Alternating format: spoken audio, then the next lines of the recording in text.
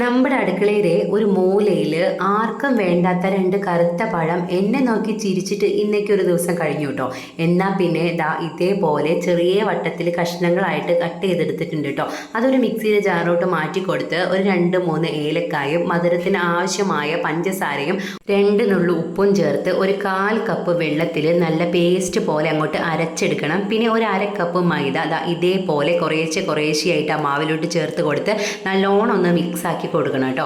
അതിനുശേഷം ഒരു 2 നുള്ളു തന്നെ നമുക്ക് സോഡാപ്പൊടിയും കൂടി ചേർത്ത് കൊടുത്ത് ഒന്നുകൂടി ഒന്ന് മിക്സ് ചെയ്തെടുക്കുക. സ്പൂൺ കൊണ്ട് ഇങ്ങനെ കോരി എടുക്കാൻ പാകത്തിലായിരിക്കണം നമ്മുടെ മാവ് ഇരിക്കേണ്ടത്. ഇനി ഒരു മീഡിയം ഫ്ലെയിമിൽ വെച്ചിട്ടുള്ള നമ്മുടെ ചൂടായിട്ടുള്ള വെളിച്ചെണ്ണയിലോട്ട് ഓരോ തവി മാവ് ഇങ്ങനെ ഒഴിച്ചു കൊടുക്കുന്നുണ്ട്.